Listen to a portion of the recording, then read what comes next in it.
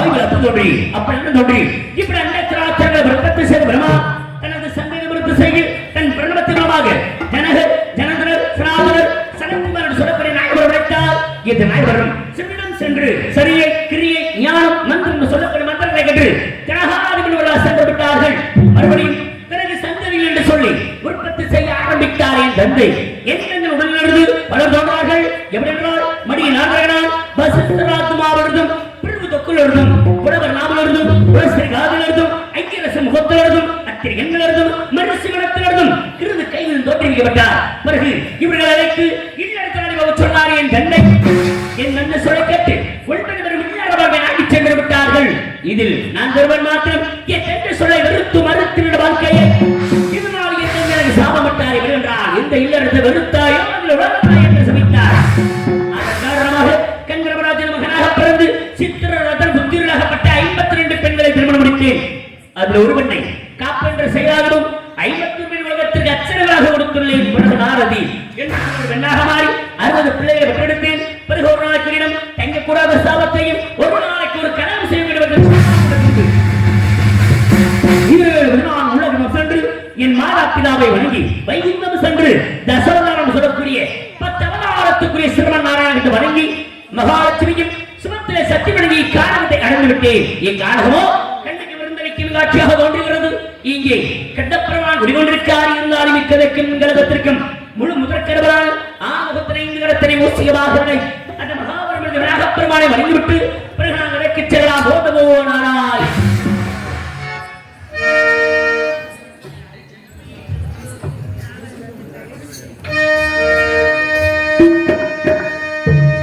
அற்புத கீர்த்தி வேண்டின் ஆனந்த வாழ்க்கை வேண்டின் நட்டொருள் குவிதல் வேண்டின் நலமெல்லாம் பெருக வேண்டின் கற்பகமூர்த்தி தெய்வ களஞ்சியத்தில் இருக்க சென்று பொற்பதம் பணிந்து மாறில் பொய்கள் கண்ட உண்மை அஞ்சுகத்தை யானை முகத்தை நின்று நிறுத்திவிடு. ஒரு சங்கரவிட்டது கொஞ்சம் வெள்ளை வாழ்வில் உயர்த்திவிடு. அஞ்சுகத்தை யானை முகத்தை நின்று நிறுத்திவிடு. ஒரு சங்கரவிட்டது கொஞ்சம் வெள்ளை வாழ்வில் உயர்த்திவிடு.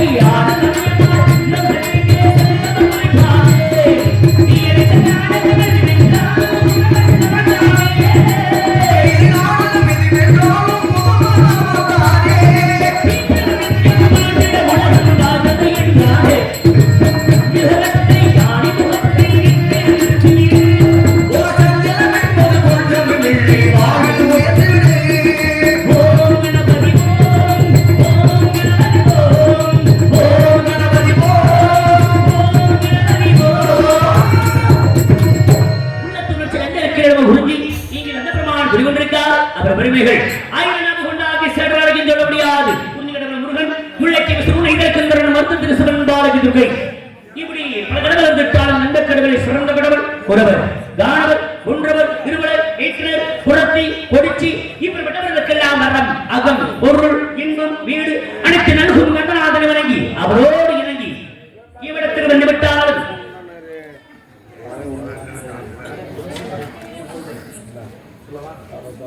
இங்கு நாடகம் நடத்தி கொண்டிருக்கின்ற அருமை அண்ணன் மதுரையைச் சேர்ந்த MC படையப்பா அவர்களுக்கு கிராமத்தை சபாக பொன்னாடை போத்தி கௌரவப்படுத்தப்படுகிறது.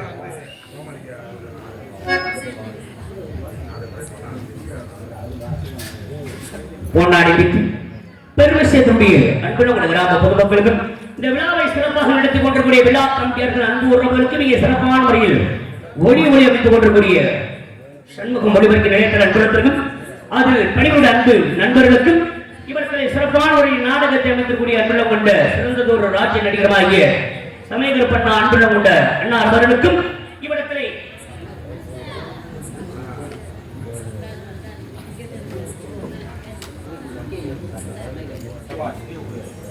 எம்கேஎம் அர்ஷந்திரா யூடியூப் சேனல் சமயகர் பார்ப்பது கொண்ட பிரமாண யூடியூப் சேனல் தூண்டுடைய அன்புள்ளவன் அவர்களுக்கு என் சார்பில் கலைக்குடும்பத்தின் சார்பாகவும் நன்றி நன்றி நன்றி என்ற வணக்கம்.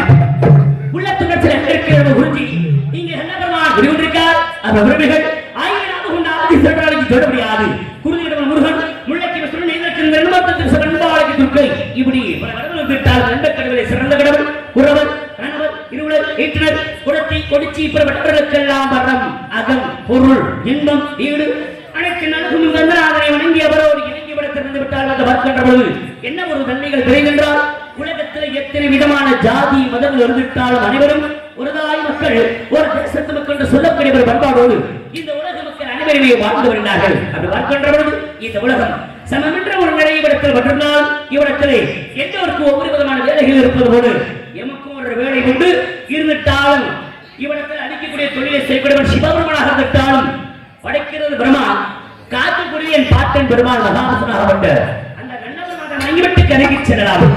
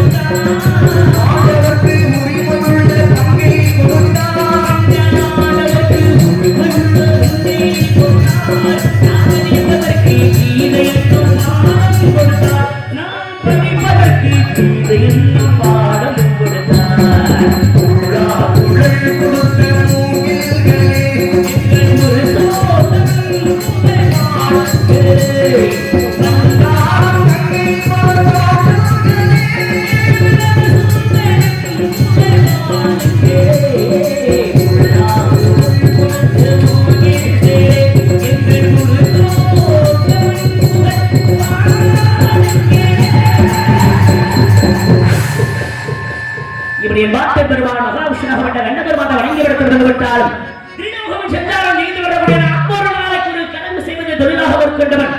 அப்படி கலகம் நற்கலகமாக அமையும் என்பது உலகம் அறிந்த விஷயம். அத்தகைய ஒரு கலகத்தை தொடங்குவதற்கு முன்பாக இவ்விடத்தில் தெய்வீக திருமகன் தேவரையாம் என்று ஒரு வாழலை வாழ்விட்டு பிறகு நான் நிலைக்கு செல்லலாம்.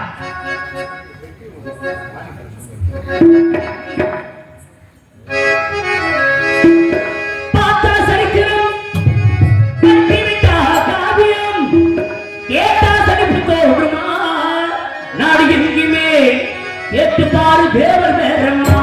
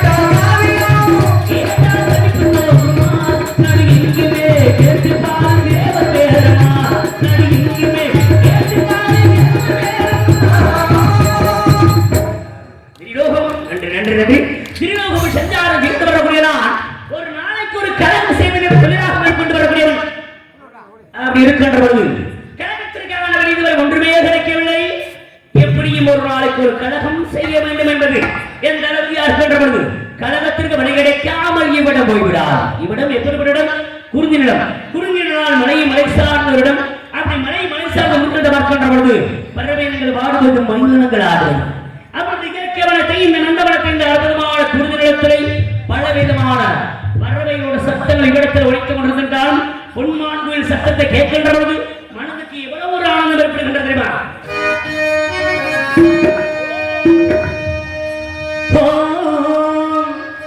பொன்மாங்குயில்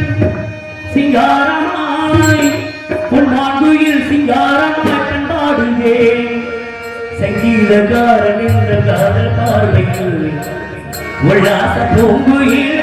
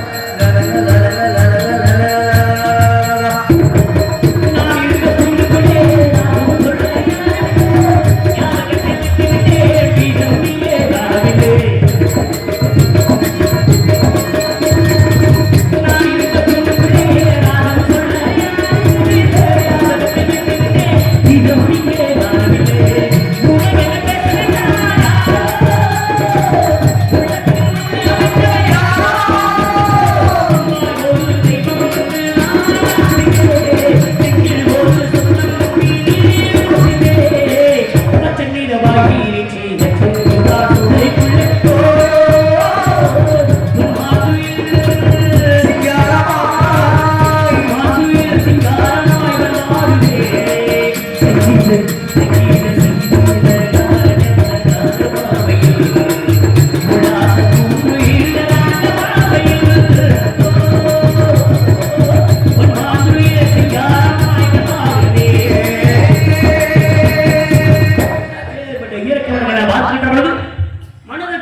வேண்டும் ஒரு ஆனந்தம் என வாழ்கின்ற மனிதர்கள் உயர்ந்தவர் தாழ்ந்தவர் நல்லவர் கெட்டவர் என்று எல்லா மனிதரும் இந்த பூலோகத்தில் உண்டு. நல்லவர் நினைக்கூடிய மனிதர் இந்த பூலோகத்தில் உண்டு, கெட்டவர் மனிதர் இந்த பூலோகத்தில் உண்டு. ஆனா எப்படிப்பட்ட மனிதனாக இங்கு ஒரு பைக் சாவி வந்து கீழே கிடந்து எடுத்து மைக் செட் காட்ட கொடுக்குறாங்க. யார் வந்து சாவிக்காரங்க வந்து மைக் செட்டை வந்து வாங்கிக்காங்க. மைக் செட் ஒளிபெருக்கி நிலையத்தாட்ட வந்து வாகனத்தை ஒரு டூ வீலர் வாகனத்தை வாங்கிக்கிங்க, வண்டி நம்பரை சொல்லிட்டு ஆமா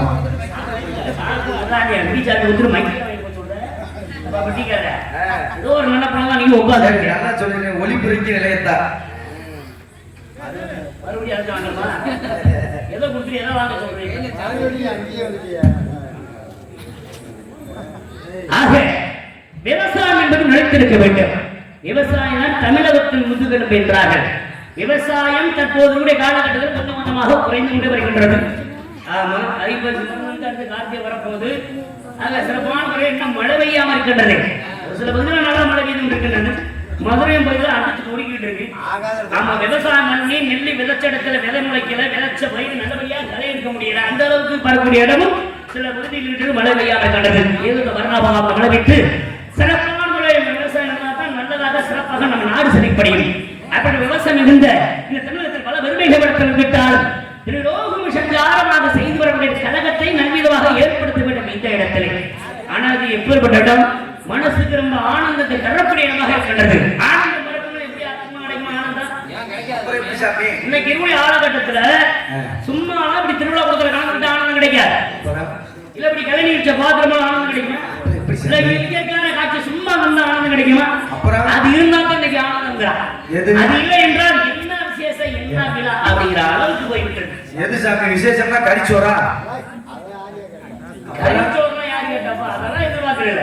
எது இருக்கு இல்ல அது இருந்தா தான் விசேஷம். ஆமா, ஓம் புத்தி ஒட்ட விட்டு போங்க. நான் எவ்வளவு விஷயத்தை சொல்லி பொம்பளையா பெண்கள் கலந்து கொள்ளாத விசேஷம் என்ன? அப்பா கலந்ததே ஆனந்தமா இருப்பாரு. அதனால 10 மணில இருந்து 10 வாயை திறந்திருக்காரு. அது நல்ல வார்த்தையா தான் இருக்காரு. ஆகவே ஆனந்தமா இருப்பது எதுனா இன்னைக்கு மதுபானத்துல இன்னைக்கு ஆனந்தமே இருக்குது அப்படின்னு சிறுசு வரைக்கும் பெருசு வரைக்கும் இன்னைக்கு அதுக்குள் மூழ்கி விட்டார்கள்.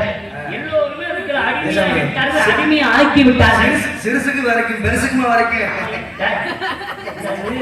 இல்லங்க, நீங்களே சொல்றீங்க சிறுசு வரைக்கும் பெருசு வரைக்கும் சிறுசு வரையும் பெருசு வரையும் சொன்னேன். நினைப்பல வேற எங்கேயாவது இருக்கு. மகாபலிபுரம் உங்களுக்கு கேட்டு பேசி விட்டு அப்புறம் பேசுறேன். ஆக சிறுசுல இருந்து பெருசு வரைக்கும் என்ன நினைப்புல இருக்காங்க எல்லாமே அதுக்கு அடிமையாகி விட்டாலும் மதுபானத்துக்கு அடிமையாகி விட்டார்கள். ஆமா, சின்ன ஒரு கூட்டம் இருந்தாலும் ஒரு கூட்டமா ஒரு வந்து போதும். தலைக்கு ஒரு கோட்டு ஒரு பிரியாணி. ஆமா, அப்படிலாம் கிளம்பி போய்கிட்டு காலமா இருக்கா அதுக்குள்ள அடிமையாக்கி விட்டார்கள். ஆமா, அதுக்கு அடிமையாகி இருக்கிறதுனால என்னாக இனிமே போற காலத்துல யாருக்கும் புத்தி சொல்ல முடியாது. ஏன்னா புத்தி நமக்கு இருக்கலாம். அப்படி சொல்லக்கூடிய அளவுக்கு நாட்டோட போக்கு போய்கொண்டிருக்கின்றது. மதுவுக்கு அடிமையாகி என்றால் ஆரம்பிக்கும் போது மகிழ்ச்சியாத்தே இருக்கு. அதனால கஷ்டப்பட்டு வாழ்க்கையில எதிர போய் முடியும், துன்பத்தில் போய் வாழ்க்கை என்பது முடியும். அதனாலதான் மகிழ்ச்சியை ஆரம்பிச்சு துன்பத்தில் போய் முடிகிறதுனால அதுக்கு பேர் மதுன்னு பேர் வைத்தார்கள். ஆமா, அதனால அடிமையாக கூலி கொண்டிருக்கின்ற நாட்டிலே பல விதமான பெருமைகள் இருக்கின்றது. அப்படி பெருமைகள் விடத்தில் பார்க்கின்றது பல விதமான நீரோடைகள் உண்டு. அதுல தண்ணீர 2 வித்தியாசம் இருக்கின்றது. அந்த வித்தியாசத்தை பார்க்கும்போது மனசுக்கு ஆனந்தம் கிடைக்கும். இருக்கு சாமி. ஆனா உங்களுக்கு தண்ணியில 2 வகைன்றீங்க, உங்களுக்கு தெரிஞ்சது அவ்வளவுதானா? வேற எதுவுமே வாங்க மாட்டீங்களா? அந்த 2 தான் வாங்குவீங்களா? தண்ணியில 2 தானே என்னங்க? தண்ணியில பல வகை இருக்கு. நீங்க பக்காடி லெமன் 1848 விஸ்கி பிராண்டி காரினல் சானக்ஸா இப்படி பல சரக்கு இருக்கு. நீங்க என்ன 2 வகை மட்டும் தான் இருக்கீங்க? இல்ல தம்பி, நான் சொல்றது இந்த தண்ணினாலதான் நான் சீரழிஞ்சிட்டு இருக்குன்னு சொல்லியிருக்கேன். அந்த தண்ணியை சொல்லுவாங்க. எல்லாரும் எதிர்பார்க்கறாங்கன்னா மழைநீர். அதோட சாதாரண கிராமங்கள்ல மழைநீர் ஓடுற தண்ணிக்கும் மழைநீர் தண்ணிக்கு வித்தியாசம் இருக்கு. அதுல 2 வித்தியாசம் இருக்கு. இந்த தண்ணியில கிடையாது. நீ சொல்ற தண்ணி பல தண்ணி உண்டு. அதுல அவர் எங்க 18-48 தெரியும். 18 வயசுல குடிக்க ஆரம்பிக்கிறவங்க 48 வயசுல போய் சேர்ந்துங்க. அதுதான் 18-40 பேர் வைக்கிறாங்க. பார்க்கணுமே அப்போ. ஆக எதனால சொல்ல வர அப்படின்னா தண்ணியில 2 வகை அப்படின்னா மலையில வந்து என்ன இருக்குன்னு பல மூலிகை செடிகள் மரங்கள் இருக்கு. அப்ப மலையில் மழை பெய்து அந்த மூலிகை செடியோட வேரோட அந்த நீர் கலந்து அறிவு நீராக ஊட்டு நீராக வெளியில கொண்டு விடணும். வெளியில கொட்டுன்றது அறிவு நீர். அப்பேற்பட்ட அறிவு நீரை அள்ளி குடிச்சால் நெய்யில் அந்த அறிவு நீரை குளிச்சால் நெய் உடம்புல இருக்கிற வியாதியால் தீர்ந்து போயிடும். மனுஷ வயல அப்பேற்பட்ட தண்ணியை குடிக்க சொன்னா கண்ட தண்ணியை குடிச்சு பேரை கெடுத்து மரியாதை கெடுத்து மானத்தை கெடுத்து கொண்டு இருந்தாங்க. நடக்கிறத சொல்லிக்கிட்டு இருக்கேன். அப்படி படத்துல இருந்துட்டால் ஓடக்கூடிய நதியை பார்க்கின்றவர்